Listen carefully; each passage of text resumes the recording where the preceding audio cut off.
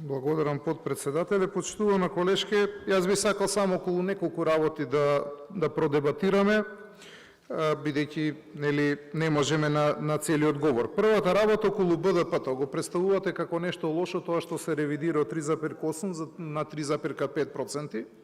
Чисто за граѓаните, повеќе вие тоа добро го знаете, дека на ниво на Европската Унија е дадена препорака за ревидирање на БДП-то на сите земји членки на Европската Унија заради енергетската криза, од 0,3 до 0,5. Во тие рамки е ревидирано и БДП-то на нашиот буџет. И сметам дека тоа не е ништо лошо и нешто за кое што ние треба сега посебно да дебатираме и да го представуваме како неуспех на оваа влада. Втората работа, да, точно е дека инфлацијата се редефинира на 4,5%. Треба да знаеме дека инфлацијата заради енергетската криза во април месец беше 5,7, во мај 4,8, во јуни месец 3,4.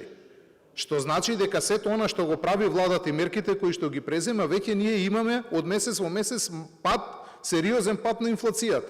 Значи 3,4 инфлацијата во јуни месец, иако е ревидирана на 4,5, значи многу реално на годишно ниво.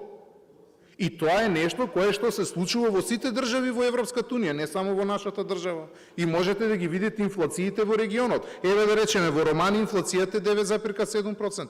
Еве да кажеме, во Бугарија инфлацијата е 6,3%.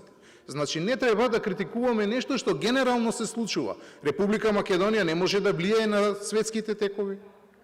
И сметам дека во тој контекст не треба ова да го представувате како нешто, не знам, спектакуларно дека се случува или спектакуларен неуспех на нашата влада. Особено сакам да реагирам за следново. Вие цело време зборувате за 7 милиарди дефицит. Во ред, тој дефицит, 10 дена ние дебатираме околу тој дефицит, сметам дека не постои ставка на која што не е објаснето каде одат тие средства. Одат за повисоки пензии, за плати на администрација, здравство, образование, земјоделие. Проблемот кај вас е и со вашите амандмани што вие сакавте дополнително да дадете. Да, и ние сакаме дополнително да дадеме, од кои средства? Велете, не се задолжувајте.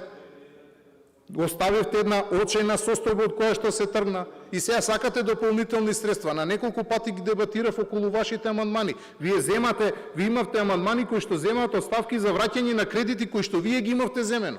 И сега велите, не ги враќате кредитите, додете овдека. Да, и ние сакаме да додадеме. Зошто не би сакале ние да додадеме дополнителни средства? И затоа кога ви се даваше одговор дека веќе се предвидени, да, во рамките на овие буџетски средства, веќе се предвидени издвојување онолку колку што реално може да се издвои.